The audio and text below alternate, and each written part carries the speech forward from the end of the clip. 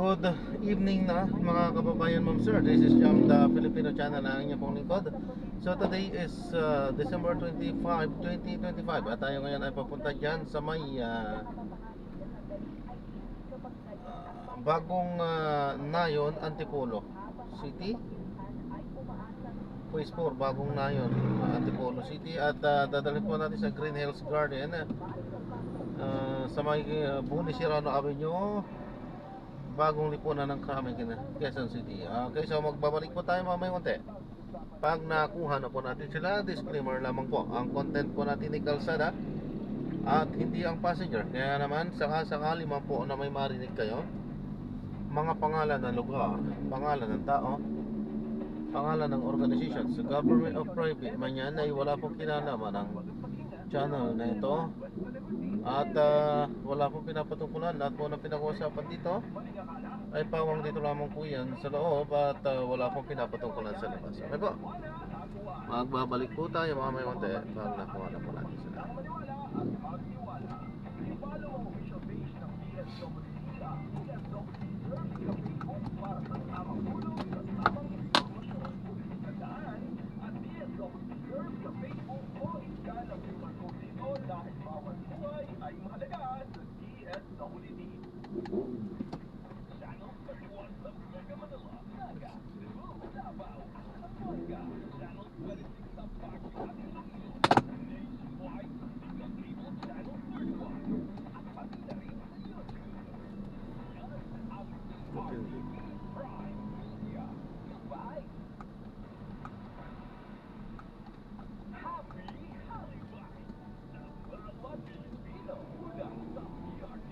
Bakit ganun?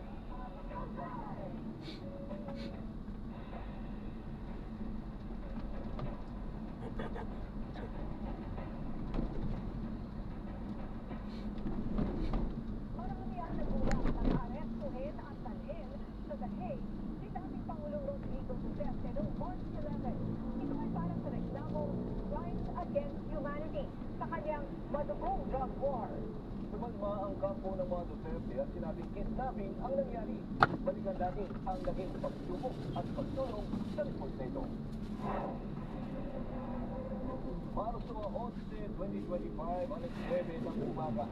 Bumalik sa bansa ang dating Pangulong Rodrigo Duterte mula Hong Kong matapos dumalo sa PDP laban rally.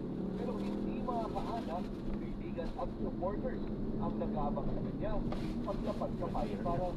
Sa halip, 300 pulis at mga general ng Philippine National Police ang naghihintay sa kanya na nakakawaran mula sa International Criminal Court para sa kasong Crimes Against Humanity kaugnay ng madugong drug war noong kanyang administrasyon. Habang naghihintay sa kanyang wheelchair sa loob ng eroplano, dumating ang Executive Director ng Philippine Center for Transnational Crimes, Retired General Anthony Alcantara, at ipinaalam sa kanya ang warrant of arrest na inisyu ng ICC noong Marso 7, kasama si Prosecutor General Richard Padullon ng Department of Justice at Special Envoy on Transnational Crimes Marcos Lacanilaw. Formal na inaresto ang dating Pangulo. Tulad ng inaasahan, pumalang ang kampo ni Duterte.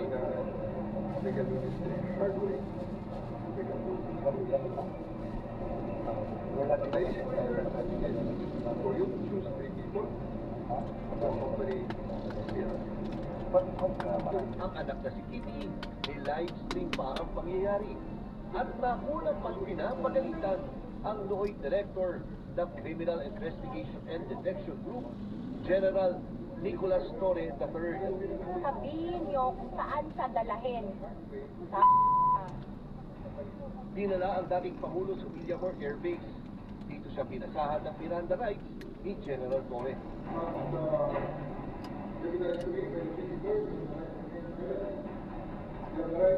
Umabot sa 12 oras ang negosasyon dahil pilit pinipigilan ng kampo ni Duterte ang pag-alis ng eroplano papunta sa The Hague.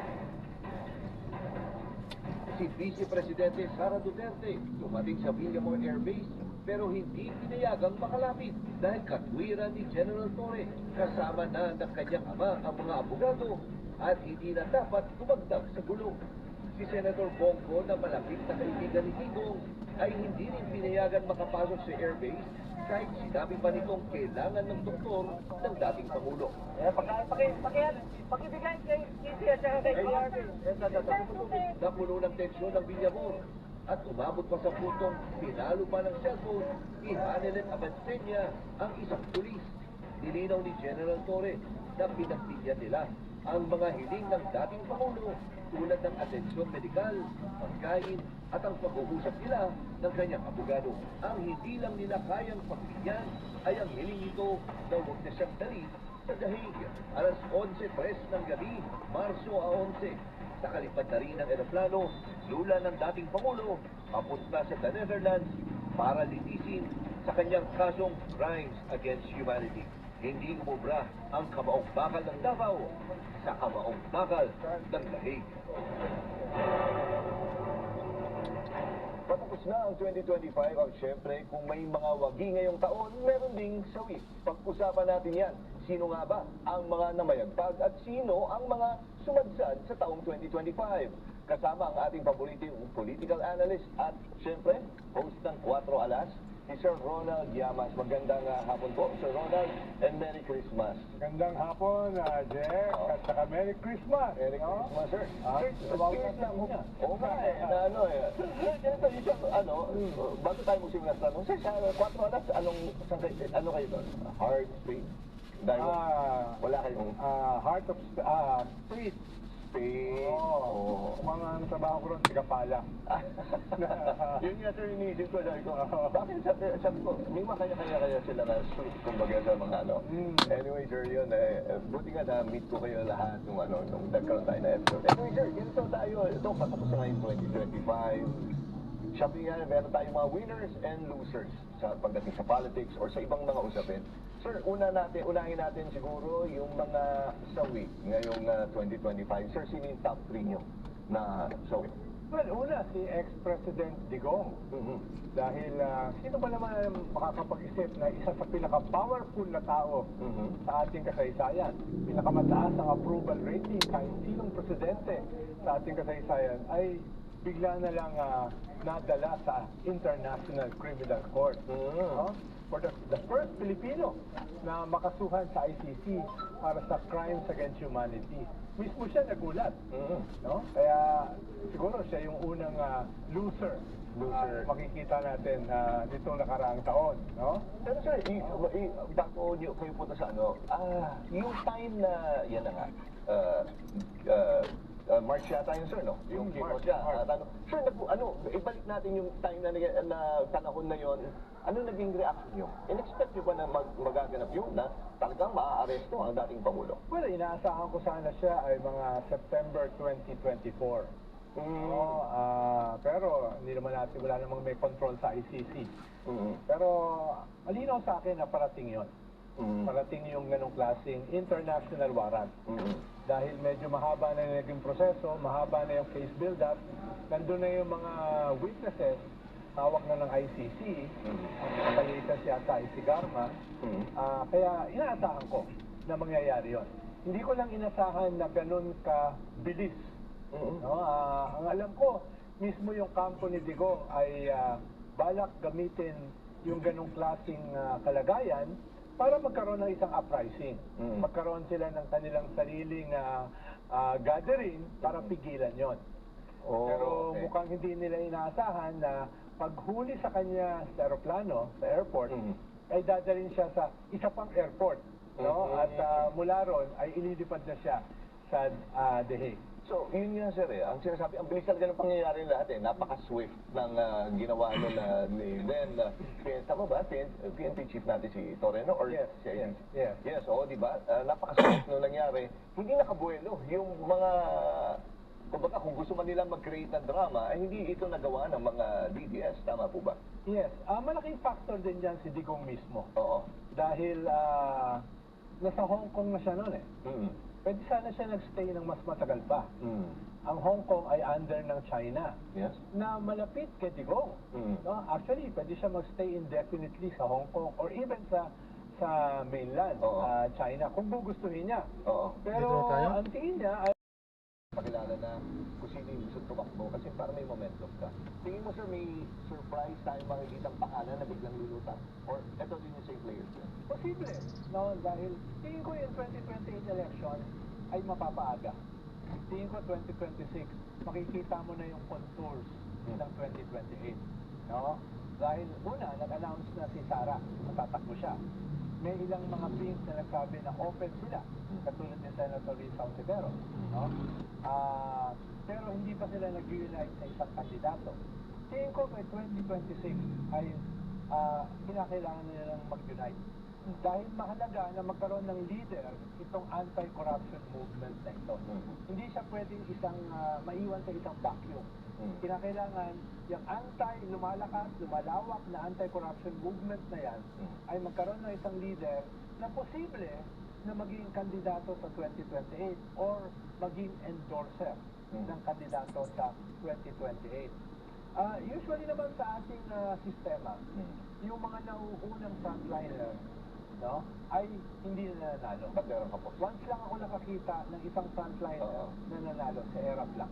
Oo. Pero hindi siya tumagal. No? Kaya hindi automatic na ikaw ay frontliner sa simula, ikaw yung mananalo sa dulo. Okay. No? Perhaps iba ngayon ang 2026. Dahil nga iba yung sitwasyon ngayon. No? Kaya nakikita ko na may possibility rin, katulad ng sinabi mo, Jeff, na baka may sumulpot na black swan. Oo. Hindi na dark horse, black swan na. Oo. Baka may sumulpot na biglang maging viable candidate. Halimbawa, si Miriam, 92. From out of nowhere, sumulpot siya. Kaya nga, sir. Hindi siya politiko, walang political party, walang makinarya, walang resources. Nag-number 2, sabi nga ng iba, nag-number 1. No? Ang kanyang mensahe lang ay anti-corruption, ang kanyang base lang ay kabataan. No? That was 92. No? At marami pa mga sumulpot. Si Pinoy sumulpot dahil namatay yung nanay at nagkaroon ng anti-corruption ethos dahil na dun sa corruption nung 9 na taon ni Gloria Macapagal Arroyo. No? Sumulpot si Digong dahil sa fear ng mga tao, especially yung OFW, sa krimen. No? Sumulpot siya. So, yan ay may possibility na may sumulpot na hindi binibila na possible candidate, pero dahil sa isang pagkakataon o isang defining moment ay biglang naging Makikilala. Okay, sir. Ako, maraming salamat po, Ginoong Ronald Llamas. Again, salamat. Alam ko, Pasko ay pinagbigyan mo kami dito. And, sir, again, Merry Christmas and Happy New Year na rin, sir. Ingat din sa pagsusot ng relo para hindi kayo mag-judge. Ako nga, dapat di mo magre-relo, baka mahusga. Sir, maraming salamat po ulit. Sir, salamat sa suporta na binibigay mo sa Arangkada Balita. All throughout, ang sipag-sipag nyo sa kahit na traffic yun, kahit na sa loob kayo na sakyan, ay pinagbibigay. Sir, maraming salamat po. Merry Christmas at sana yung ating Pasko at bagong taon ay mas maging makabuluhan para sa ating bansa. Oo, good luck sa 2026. Sir, maraming salamat.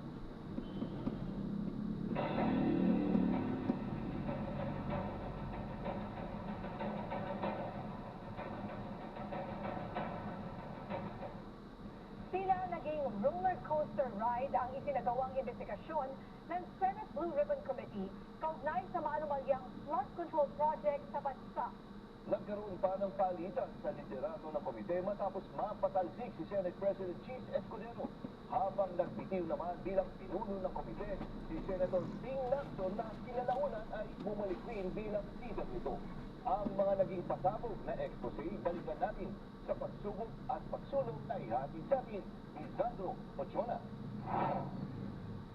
Sa pagbubukas ng sesyon ng 20th Congress sa Senado, umpisa pa lang, umarangkada na agad ang pagdinig ng Senate Blue Ribbon Committee na pinamumunuan ni Senador Rodante Marcoleta. Sumentro ang investigasyon sa mag-asawang kontraktor na marami palang iba pang kumpanya.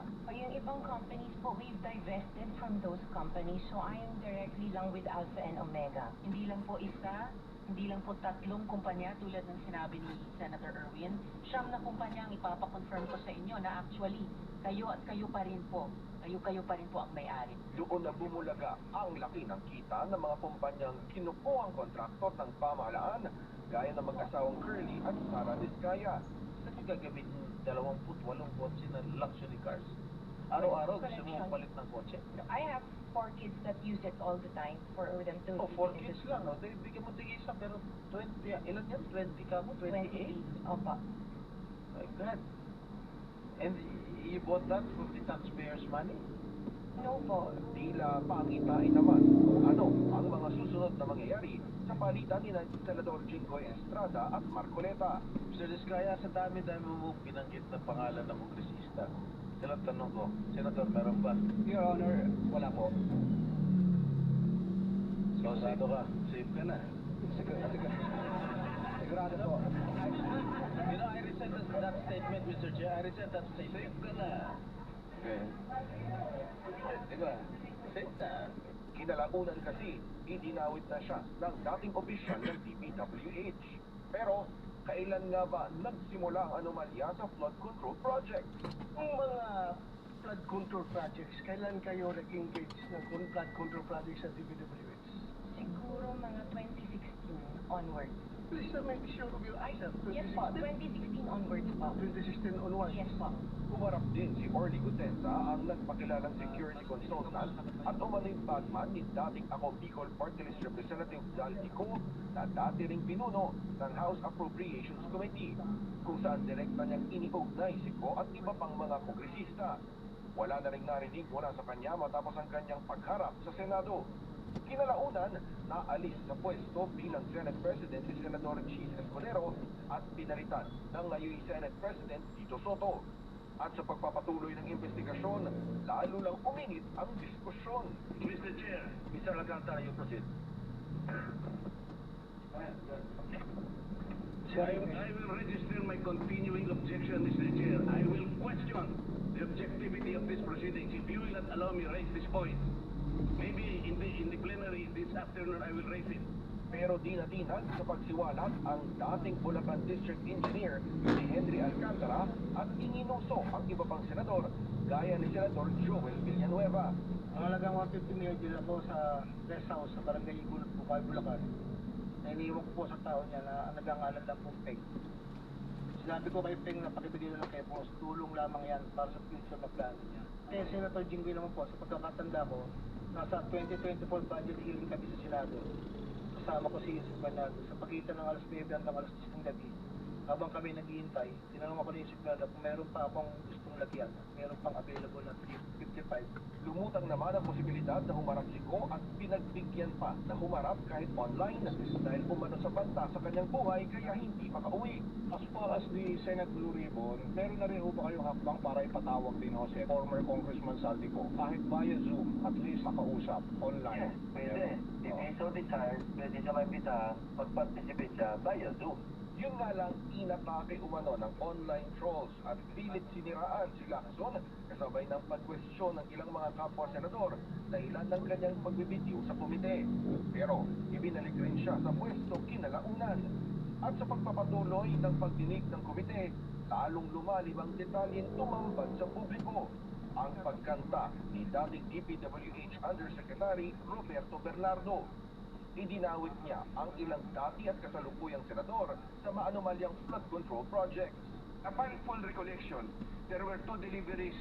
The first delivery amounted to 340 million at a house in Horseshoe Village, Quezon City, and the second delivery amounted to at least 200 million at another house, but also in Horseshoe Village, Quezon City.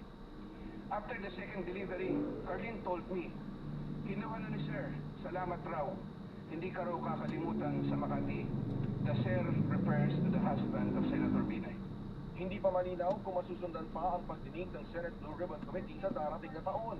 Ito'y dahil gumugulong na ang investigasyon ng Independent Commission for Infrastructure o ICI habang itinigil na rin ng Kamara ang sarili nitong investigasyon.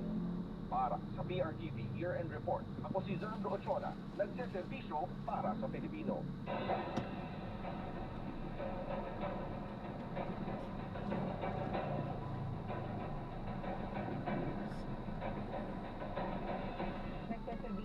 Corpus at Makes Gusto po nandiyan para ilapit po yung mga serbisyo ng mga opisyal ng gobyerno, ng mga ahensya ng gobyerno sa taong bayan. Ang mga karaniwan po namin mga guests talaga, pag nagpaka-unlock ng kanilang time and bibigyan ka na ng servisyo, DSWD, DOH, syempre kapag may mga calamities. Ito, calamity zone dahil nga po, sunod yung kalamidad sa ating bayan. Nagbibigay po kami ng tulong sa inyo kasi yun naman po talaga yung objective ng programa, yung po kalitang nagsaservisyo. Para sa balik pantry ito, no? Tanong ko lang po, sir, may loan pa po ako sa pag-ibig. Doon nagtatrabaho pa ako sa Manila. Pwede ba ako mag-loan? Hindi yung servisyo na Pagkama ulit po pag-Christmas after how many years? Kanya ang pinakamasayang alaala ng mga OFW ay ang mag-uwi sa bansa. Kahit sinong marino tatanungin nyo, ang pinaka-happiest moment ay yung pauwi ka na ng Pilipinas. Yung happiness mo, grabe, grabe. Talaga, kahit buong flight hindi ka matulog, masaya ka pa. Then, pagdating mo lang doon yung wife mo, yung anak mo. Yan. Iba yung happiness. Kaya naman payo ni Ariel sa kanyang mga kapwa marino ay ganun din maigi ang paggastos sa perang pinaghirapan para kapag panahon ng tumigil sa pagtatrabaho ay mas magiging madali ito. Mensahe ni Ariel sa kanyang mga kapwa marino at OFW. To my fellow seafarers, if you're spending Christmas abroad, on board or on shore, don't forget to pray. And of course, lakasan din ang loob. Alam ko, ang Christmas sa abroad is not the same as Christmas at home. So, enjoy lang. Tiis lang. Pray na lang. Hindi madali ang pinagdadaanan ng mga marino o ng mga OFW tuwing sasapit ang Kapaskuhan. Pero gaya ni Ariel, patuloy ang kanilang pagpupursige. Hindi lamang para sa kanilang sarili, kundi para sa mas magandang kinabukasan ng kanilang pamilya at para sa pangarap na hindi na sila muli magkakawalay pa. Para sa PRTV Year-End Report, ako si Angela Babad, nagseservisyo para sa Pilipino. ilan lamang po yan sa mga balita ng pagsubok at pagsulong. Ako si Nia Corpus. At ako naman si Jeff Batallones, abangan po ninyo bukas ang pagsubok ng pagsubok at pagsulong 2025.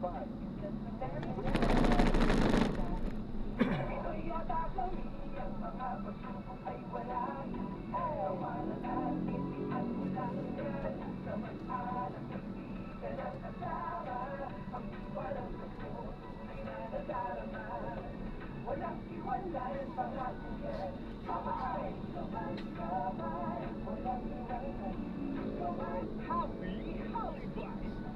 bawat Pilipino mula PRTV nakapatay sa dalawang kapwa ninyo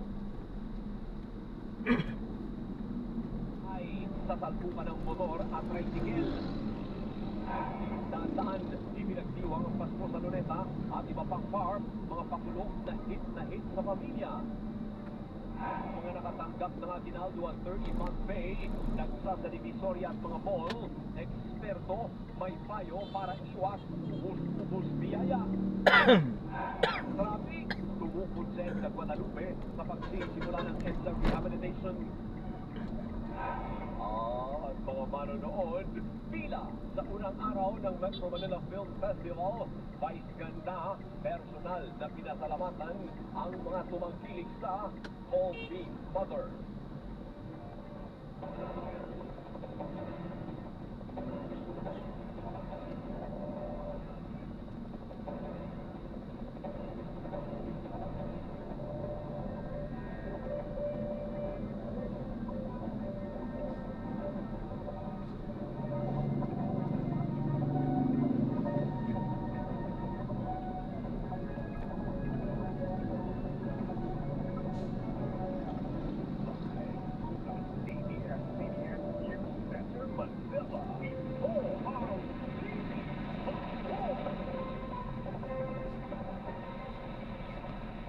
Magandang gabi at Merry Christmas, Pilipinas! Simulan natin ang balitaan sa mga nagsaberyang amusement ride. Ikinapahala ng mga pasahero ang pagpalya ng ride sa isang theme park sa Pasay City matapos silang maiwang nakabitin sa ere na mahigit isang oras itong ispiras ng Pasko. Sa Pangasinan, ilang minodedad naman ang sugatan nang bumigay ang sinasakyan nilang Vikings ride. Nagpapatrol, Rian Ambrosio. May isang oras na nakabitin sa ere ang ilang pasahero matapos magkaaberya ang kanilang amusement ride sa isang theme park sa Pasay City noong Miyerkules ng hapon, bisperas ng Pasko. Isa sa mga nag-stranded si Joshua Alvarez. In Display 20 or 25 po, doon na po kami nakarinig ng unexpected sound po. And then, suddenly po, nag-stop na yung ride po. Anya, sinubukang ayusin ng mga staff ang ride, pero lumipas na may isang oras ay hindi pa rin sila binababa mula sa pagkakabitin. Kabilang na ang ilang bata. Wala rin nagpapaliwanag kung anong nangyayari. Nung nakita ko po na matagal na wala kaming rescue, ginawa ko po lahat para makaya po ko, para patawagan ko po yung emergency hotline na 911 para po makapag-dispatch po sila ng Bureau of Fire Protection. Dumating ang Bureau of Fire Protection sa theme park mag-aalas 5 ng hapon. Ay, maswerte po ako ma'am, kasi ako po talaga yung pinakauna nilang na-rescue. Yung iba po, more than 2 hours na po, around 2 hours na po sila bago nakita po. Ang ilang pasahero nakaranas ng hilo, habang iba, lalo na mga bata, ay umiiyak na sa matinding takot. Nakakatakot po talaga sa drive na yun nung naiwan kami sa ere kasi sobrang taas po and unexpected po kasi na may kami lang sa ere. Ang wish ko na lang po talaga nun ay makababa po ng safe. And talaga po nakakapagod, nakaka-stress at nakakatawa po yung lahat po na nangyari. Patuloy na humingi ng pahayag ng ABS-CBN News mula sa pamunuan ng theme park at sa mga otoridad kaugnay na insidente.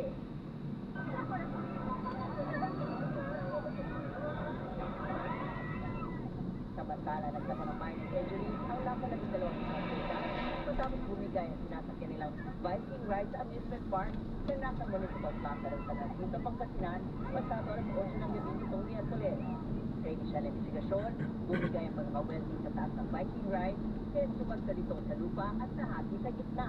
Agad dinala sa pagkabutan ng mga sugatan. After the incident is nag-alisan na yung mga nakasakay eh. So yung mga na-injured na nadala namin, yun na lang. Yung 7 years old, 15 years old yung 16 years old yung kasama niya na relative. Sasagutin naman ang pamunuan ng amusement park ang gastusin sa ospital ng mga biktima. Sarado muna ang amusement park habang inisisigan ng pulisya kung may pagkukulang ang pamunuan nito sa nangyaring insidente. Si Adam Bronzo, ABS-CBN News.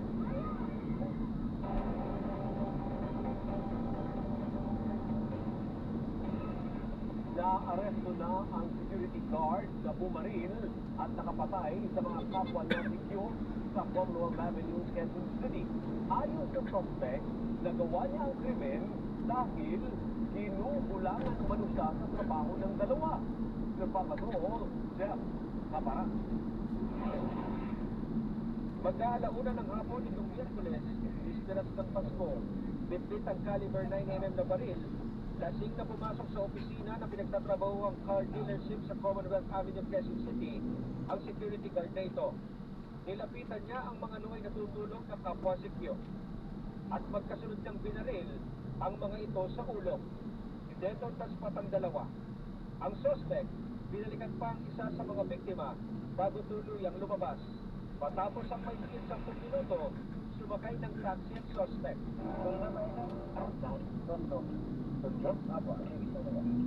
Tila balisa ito at nagmamadali. Kaya ba bang libat ako ng emergency kasi kailangan ko buhay sa amin. Namatay kasi yung tatay ko. Tawag ako sa'yo mamaya na mamadali lang itong pasero ko. Ang dashcam at ang mga CCTV footage ang sinundan ng QCPD na nagresulta sa pagkaka-aresto sa suspect kaninang umaga sa barangay 241 sa Tondo, Maynila. Napicturan po siya at na-release natin yung taxi agad. So happen na from Quezon City lang po yun. Nakausap agad natin yung may-ari at yung driver at sinamaan, pinakita po yung dashcam. Doon na po tayo kumuha ng yung follow-up natin, doon na po tayo nag-focus.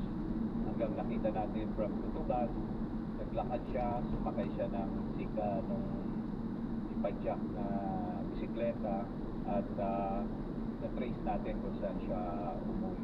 Aminado ang suspect sa nagawang krimen. Kwento niya, mag-aalas 9 ng umaga nang magkahilaan sila ng mga biktima na mag-inuman. Pero sa gitna ng inuman, bigla umano silang nagkainitan na nauwi sa suntukan. Nandito po ako sa gitna, kabilaan po sila. Yung isa tumana po yung sigit, kaya kumain na ako. Sabi ng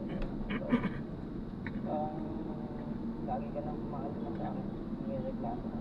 Sabi ko, bakit ako hindi ako mag-reklamo sir, bawas ng palitan natin 6 o'clock. Lagi kayo 30 o 7 o'clock ay dapat. Uwi naman sila. Sa gitna umano ng suntukan, bumunot pang patalim ang isa sa mga biktima at inampaan siya ng saksak na nasa lag niya. Matapos ito'y lumabas umano siya at nagpalamig. At sa kanyang pagbalik, nakita niyang tulog sa loob ang dalawa at dito na niya umano kinuha ang baril. Paalam ako sa dalawa. Isang utility, isang ahensya. Tapos yung isang kabady namin na pinauwi ko na. Sabi ko, muli ka na. Sabi ko, muli ka na po. Patay na po sila. Pagkatapos ko pong baril, andun pa sila. Sabi ko, kung na kayo kasi patay na sila. Nagpakantak lang na lumabas. Ako, lumabas ko yung uniforme ko. Pinalik ko yung baril sa lagayan namin. Malis ko sa mga makaya ng taxi. Natagpuan ang bangkay ng dalawang security guard bandang alas 2 ng Miyerkules ng hapon. Aminado rin siya na nagawa niya yon dahil po sa parang binubuli po siya ng dalawang victims natin at before the incident parang nagkaroon ng suntukan at hindi niya yata kinaya kaya inabangan niyang matulog magpahinga at doon niya nagawa po ang krimen na to. Subukan din pong guys. Nag-duty din po kasi ako. Tapos sila natutulog. Lagi yung natutulog sa mga. Imbis na sila yung mas maraming alam tungkol sa pati sa trabaho, sinugulangan din sa nila ako. Ako yung nagbabantay. Ako din naman po. Nagawa ko lang naman dahil sa kanila din. Subang buhay na po ako. Nasa kustodiya na ng QCPD ang suspect na maharap sa kasong double murder. Jeff Camaras, ABS-CBN News. Nang sa trahedya ang pagbili ng pangkonsekwena ng isang lalaki nitong Miyerkules ng gabi. Ito'y matapos tumalbog ang minamaneho niyang tricycle sa isang motorsiklo sa Carbona Rizal. Nagpapatrol, Christopher Dixon. 4 na oras bago magpasok ang dito nagpo sa kalsada sa barangay Dook, Cardona Rizal. Nakahandusay ang dalawang lalaki matapos magsansukan ang minamanehong nilang tricycle at motorsiklo. Sa lakas ng impact, wasak ang parehong sasakyan at nagkalat sa kalsada ang mga napasa nitong parte. Bigla po kami may narinig na kumalabog. Ang lakas, kala po namin sumabog. Nakita na po namin, nakahandusay yung pulis, yung motor na sinasakyan po, tapos yung tricycle, nakataob na. Agad ding dumating ang rescue team sa lugar. Noong mga oras na yun ay merong traffic sign po dito sa aking kinatatayuan malapit sa pedestrian lane na iniwasan po ng tricycle driver kaya siya napunta sa kabilang lane kung saan naman kaparating yung isang motorsiklo na kanyang nakasalpukan. Bumulagta po agad yung sakay ng motorsiklo sa lakas ng impact doon po sa kabilang side nitong kalsada. Habang dito naman po bumulagta yung driver ng tricycle na agad dinala sa ospital at dineklarang dead on arrival. Na kailangan namang operahan ang 27 anyos na pulis. Sa pagdating sa family, may transfer nga doon, operahan. Para may sa tapos ako. Nagtamo naman ng mga bergas sa katawan ang binatilyong sakay ng tricycle. Masakit din daw ang kanyang kaliwang braso at binti. Sa pagdating po nga, kasi pag tingala ko na lang ito, pagpungan na po agad, mas baliktad ko agad po yung tricycle. Pagpakisa ko po, may sumagasa pa po sa hindi ng headwheel ng tricycle. Ayon sa Cardona Police, galing sa convenience store ang sakay ng tricycle. Habang papasok sa duty, ang pulis na nakamotor. According to sa investigation namin, itong tricycle, iwala yung traffic sign, which is kulang po sa lane ng ating police. Kaya nagkaroon ng headwheel position. Kwento ng anak ng nasawing tricycle driver, hiniram lang ng kanyang tatay ang tricycle para pabilisan na ng uulangin sa Noche Buena at nagpasama sa kakilala.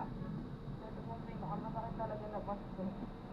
Na umuwi pa po ako dito para lang pumakasama ko yung papa ko ngayong papasok na Pasko. Kaso hindi po pala sa mga kasama ng masaya. Sabayan na lang po na patutungo po ng buhay. Pagtuloy ang investigasyon ng PNP sa insidente habang nangangalap na iba pang buha ng CCTV. Christopher Sixton, ABS-CBN. Sa ang sugatan matapos mabangga ng van ang kasalubong ng SUV sa National Highway ng Barangay Puti, Pantay, Ilocos Sur. Sa kuha ng CCTV noong December 21, makikitang lumipat ng kabilang linya ang van at noon na ito bumangga sa kasalubong ng SUV. Ayon sa PNP, nasugatan sa insidente ang isang pasahero ng van. Desidido namang magsampa ng reklamo ang driver ng SUV. Nagkagulo sa isang pagtipon ng mga kabataan sa Barangay Toplands, Coronadal City itong bisperas ng Pasko. Pinagsama-sama ng barangay ang mga kabataan sa plaza para doon na lang magpaingay ng kanilang mga bora o modified muffler para iwas disgrasya sa lansangan. Pero sa gitna ng palakasan ng bora, dumating ang isang lalaking nakainom at saka pinagtripan ang mga kabataan sa lugar. Sa kuhang video, tinitingilan siya ng mga tauhan ng barangay na manggulo pero pilit itong nagpupumilang at nagpakawala pa ng suntok. Ang ilang tao sa lugar, binigwasan din ang lalaki. Pinagpapaliwanag na ng barangay ang lalaki sa ginawang komosyon. Sugod sa mga mall at yangge ang mga kababayan nating nakatanggap na ng mga aginaldo, lalo na mga batang naregaluhan na ni Ninong at Ninang. Pero paalala ng isang eksperto sa pera, huwag ubus-ubus biyaya at mag-ipon pa rin. Libo-libong piso ang naipong regalo ni Janela, ang 5-year-old na nangmisila mula sa mga ninong, ninang at kamag-anak. Kaya ibibili siya ni Mami ng bagong sandals pero ang matitirang pera iniipon para mabili ang talagang gusto ni Janela. Tablet para po makatawagan ko po nila mama. Pag-ipunan niya po sa sarili niya rin po kasi para bago niya po makuha yung isang bagay, pinaghirapan na po. Si John Oven na nakatanggap ng 13-month pay, narigaluhan naman ang sarili ng sapatos at mamimili pa para sa mga inaanak. Pero nagtabi na umano siya para sa savings. Naputol po kasi yung sandal ko. Traffic doon, ayos tayo. Eh, kaso nga lang, Grabe, wala talagang hindi rin umabantin. Bago pa magtanghali, wala na mga mamimili sa Ilaya, Divisoria dahil mas mura roon kumpara sa mall. Mula sapatos hanggang sa damit at kung ano pang bagay, maraming pagpipilian. Pero marami sumugod sa mga mall ngayong Pasko. Kita na rito mag-amang sila James at 1-year-old na anak na si Ruby Jane. Nasa 10,000 piso ang isang regalo ng bata mula sa mga ninong at ninang, kaya may pagpili na ng sapatos para kay Jane. Saving po muna, saving. Actually may separate po siyang account for saving. Yeah, so yung ngayon, sapatos lang muna. Bagamat nakakahati na namang mag-shopping dahil Christmas at New Year naman, nagpaalala ang mga eksperto na huwag ubus-ubus biyaya at magtabi pa rin ng mag-ipon. Hindi kasi ma-predict kung kailan magkaka-emergency na mga kailangan ng pera. Sana 40% ng mga nakuha mo, lalo na cash, no? Sana hindi lang pag-save mo. Just 60% for the spirit of the holiday season. Sige, pang-gastos mo.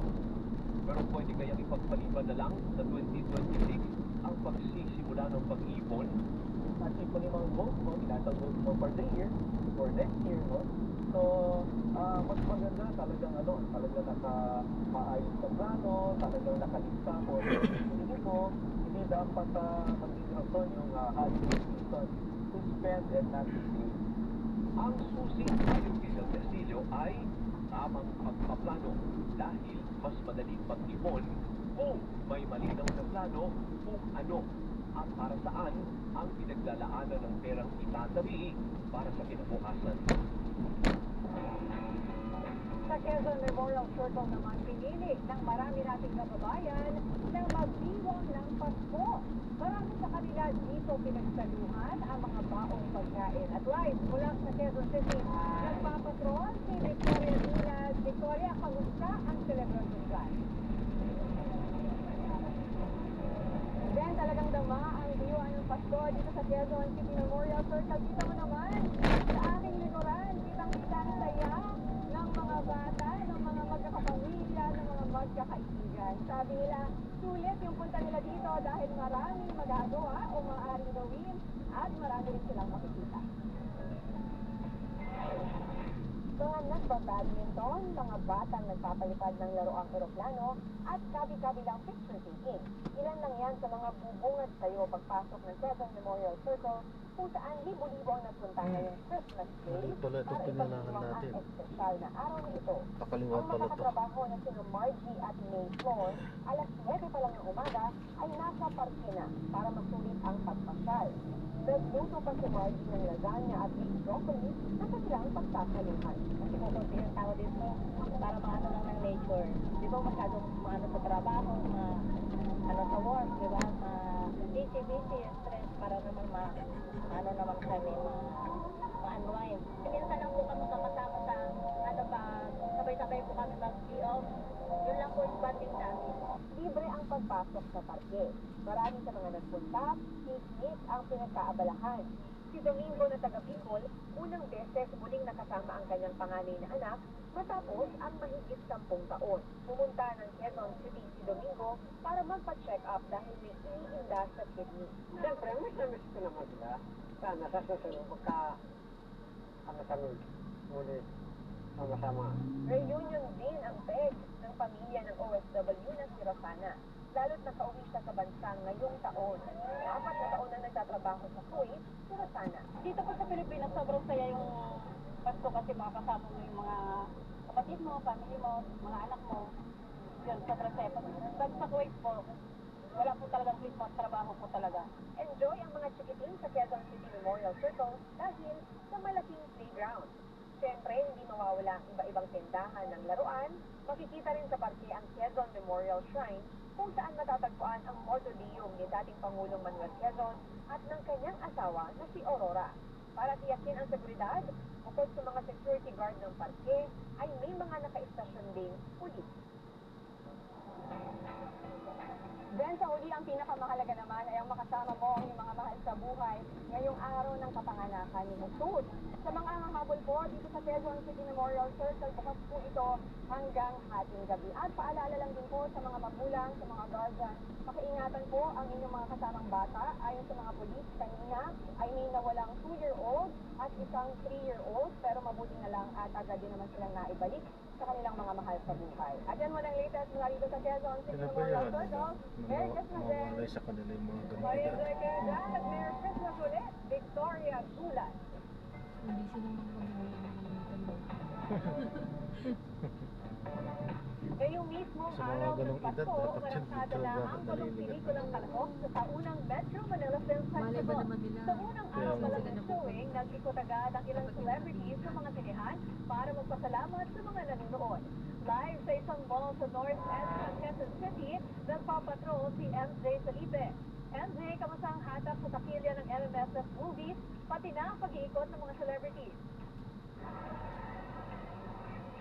Kaya slow start nung una, no? Kasi may mga screenings around mga 10:20, 10:40 in the morning. Medyo konti yung tao, manipis yung pila. Pero pagdating ng hapon, ayan, medyo nagtagsaan na yung mga tao, bumaba na yung pila.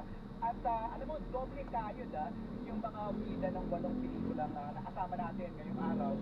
Hindi lang para magpasalamat sa mga nanood, kundi para mag-hikayat pa ng mas maraming manonood ng kanilang pelikula. Matumal at manipis pa ang pila ng mga tao sa sinihan kanyang tanghali. Pero pagdating ng hapon, unti-unti nang kumakapal at kumahaba ang pila ng mga bumibili ng ticket. At nang dumagsa na ang mga manunood, isa-isa nang nagsusold out ang mga screening schedule.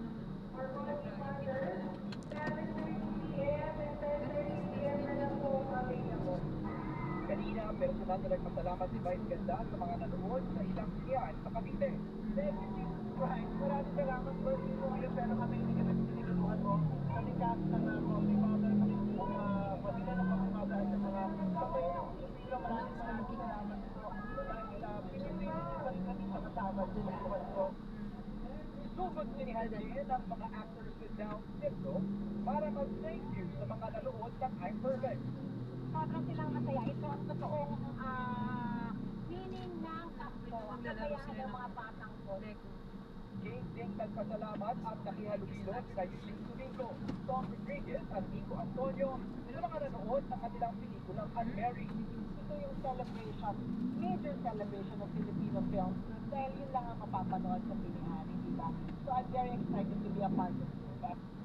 Ang mga kapamilya stars sa bida ng horror movie na Shane Rattle and Roll Evil Origins na sina Richard Gutierrez, Love Team na sina J.M. Ibarra at Bianc Smith nakisaya sa pagbebenta ng ticket para sa kanilang pelikula. Okay naman ang pagiging third kiss ko sa kanilang dalawa ngayong Pasko, but we're very happy na kasama namin ang mga moviegoers natin ngayong Christmas, and we're very happy sa turnout so far ng Shake Rattle and Roll. Hindi ko na-expect na ganito pala kasaya na i-celebrate yung Pasko ng MMFF season. First MMFF namin to. And super happy kami na ganito namin celebrate yung Christmas namin.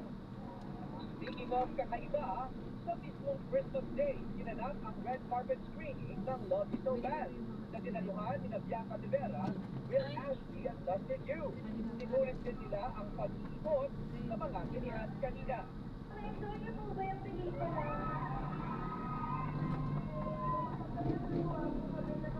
Makasama kayo ngayong Pasko.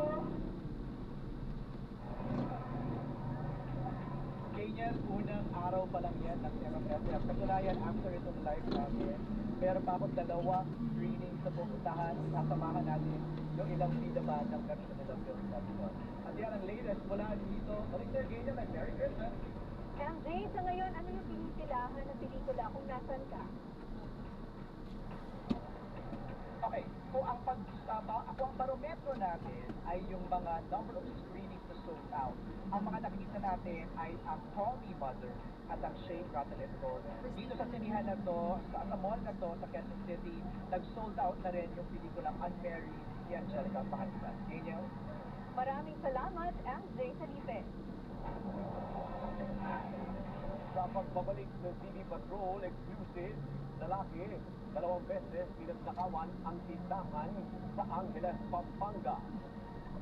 Mabigat na daloy ng trapiko sa EDSA Guadalupe, sumalubong sa pagsisimula ng EDSA Rehab. Ice skating show at immersive museum, patok na Paskong pasyalan. Abangan ang iba pang mga nagbabagang balita sa pagbabalik ng TV Patrol.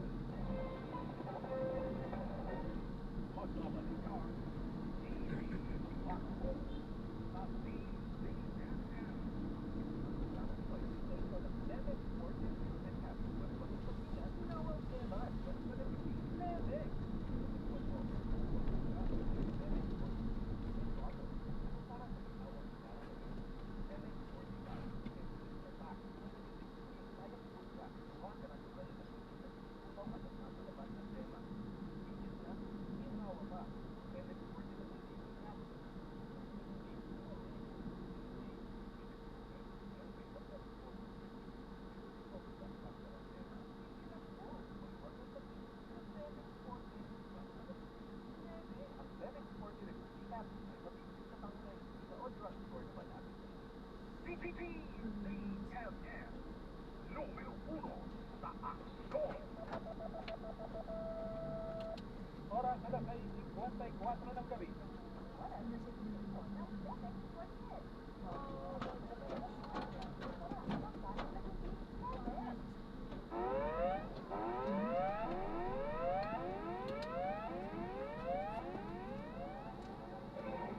Alamin natin ang traffic situation sa kahaba ng EDSA sa mga oras na ito ngayong pong Pasko mula kay Radyo Patrol Panela Vasquez. Go pa! MJ, nagsimula tayo ng segment at southbound with Quezon Avenue kung saan light to moderate ang traffic Lola. Light to moderate ang traffic mula Tumusin at bahagya pagbibigat bandang Santolana. Binuwag naman ang traffic paubigat hanggang Boses pero dahil na nasa Quezon Avenue mula Golden Coupe hanggang bago mag-ayan na tunnel, sasalubong sa mga motorista ang pabigat na dati sa mga sasakyan sa nabagin sa mga lugar. Dalawang rin sa southbound ng dati sa kadalatan ng asfalto. Nagkakaroon din ng build up dahil na pumapasok ng national bus sa nasirang dalawang lane. Kung wala naman yung Avenue hanggang Magallanes ay inabot sa din na nga kulang 4 na minuto. Traffic ng mahal ng northbound mula Magallanes at Ayala habang maluwag naman o maluwag naman na magalampag ng northbound. Yan ang balitang Hermano Dorado. Ito ang dating patrol. Pamela Vazquez, EMM. Maraming salamat, Pamela Vazquez. Manabili pa rin pong nakatutok dito po lamang sa DCMM Radio Patrol sa Expressa at DCMM Teleradyo. Ako po, Jason. Bastang may nangyari, nakareport agad sa Daily CNN. Bago magsuot sa Expressa. Alas 6:56. DCMM. Numero 1 sa aksyon. Ang programang ito ay nabibigyo ng Lemex Forget. Promises agapan na dalawang po at lemang nakatara. Ng batang lagundi, Lemex. Buzz, camera, action. Narito na ang samantala na sunod. Wala ka ba doon? Di ba nagkwento siya kanina yung API na Suportahan natin ang Pilipinas Pilipino sa Metro Manila Film Festival kasama ang Great Time Education AFP Representative 5.4.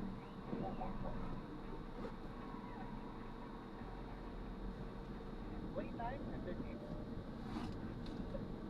Unang anak, nakapabahala sa problema.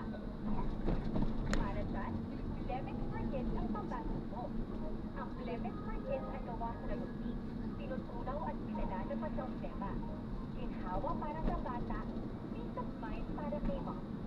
Camille Gracia Paupo, the success for Lemex. Sa batang lagundi, nanay! Agapan agad ang upo at lemang nakabara. Ang batang lagundi, Lemex! Reason para mag-ipon. Ito ang ilang paraan para maging mas ready ang bulsa ngayong bastos. Gumawa ng budget para sa handa at mga regalong bibilhin at huwag lalampas sa budget sa paggastos. Maagang mamili, iwasan ang last-minute shopping dahil maaaring mas mapamahal sa gastusin. Kung may mga bagay sa bahay na hindi na ginagamit, pwede na itong ibenta sa Tiangge o online para makabawas ang alat at makaipon rin. Pwede rin maging patlak ang tema ng handaan para bawas pagod at bibili pa. Maging creative, gumawa ng sariling Christmas decor o mag-recycle. Mas importanteng isa buhay ang diwa ng Pasko. At may bonus pag-ipon at extra budget. Maligayang Pasko at masaganang bagong taon. Mula sa DCMM Radio Patrol sa Expressa, ako DCMM Boulevard. Na-drop na natin sila. So maraming salamat po sa panonood. Hanggang sa muli, ingat. God bless. Paalam po muna pansamantala, tayo gagawa na ng ibang video sa ating susunod na mission. Paalam po.